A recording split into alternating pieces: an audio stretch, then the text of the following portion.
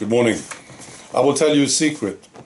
There are some political leaders that I don't like. It's true. One of them is Jacinda Ardern, the PM of New Zealand. Honestly, I think that she's like a drooling lunatic, mad lady. Yes, true. This is what I think. And you know, she was very tough with the mandates, right? And now she's not. This is what happened. There was a court ruling. The High Court of New Zealand said that these restrictions stopping people from work was a gross violation of human rights. This is what they said in February. And now they are lifting the restrictions in New Zealand. And you know what this pathetic lady does?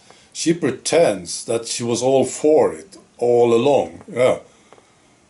She was very, very sort of hateful against everybody who didn't do what she told them to do. And now she's all nice and cuddly. And she says, yeah, you people should return to work now. You beautiful people. We love you. Yeah. What a pathetic lady.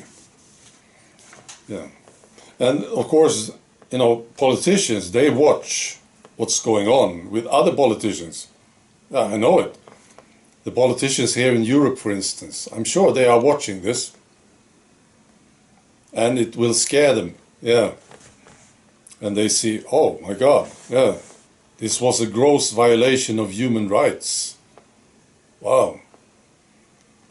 It's very good. I have another story, and it's also good news. You know, this guy who said he was a lady, this cyclist in the UK. His name is Zach Bridges. And he is a very good cyclist, racing against the men. Yeah. And then he said, no, I'm a lady, and I want to race against the ladies. And then this authority said, no, you can't. Yeah, I talked about this earlier. Now I heard this. What happened? Yeah. The authorities, they said, no, you can't race. Right? And they gave some lame excuse. But what really happened, apparently, was this. Many of the female cyclists said they threatened to boycott the race if this guy would run against them, cycle against them. Yeah. And I think that's the true story, because that would be very embarrassing, right? Yeah. Just imagine this.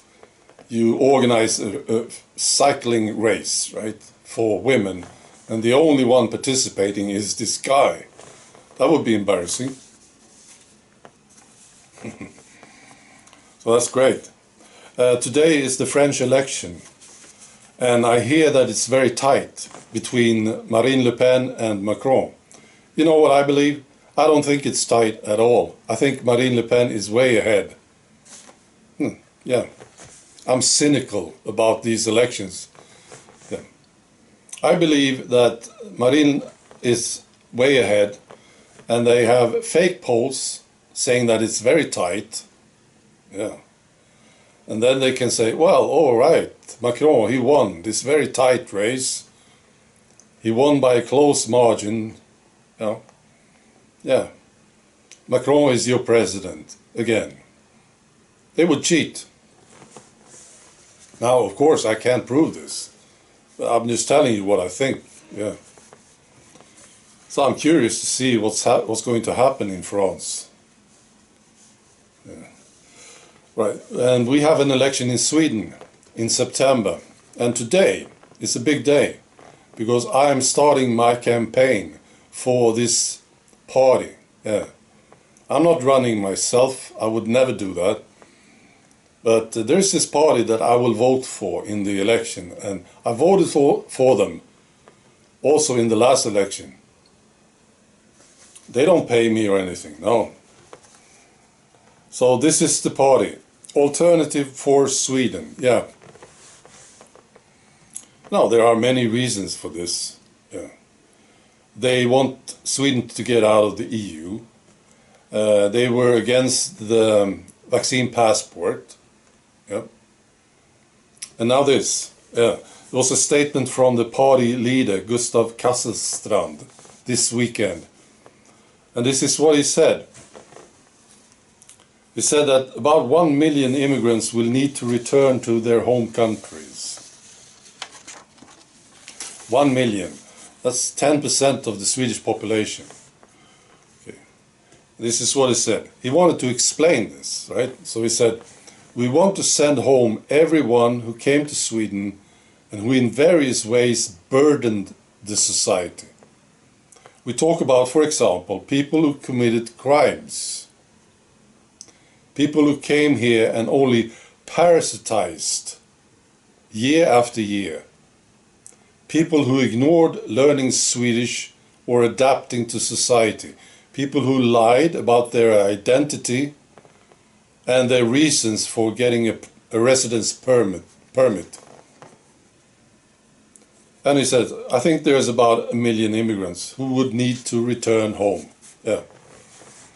This is the party that I will vote for, and yeah, I will be campaigning for this party, yeah, during this summer, yeah, up until the election. Yeah, there are some good parties in Sweden, but they are all very small. Yeah, they don't make it into the parliament. If you look at the parties in the parliament, they more or less suck, all of them. Yeah. You know, there used to be a party that people approved of. Yeah, a lot of people approved of them. I don't think they will do well this election.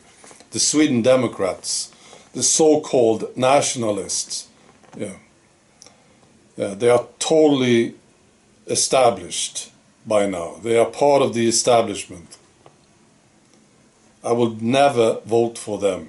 No. I will talk more about this later. Right. Be good.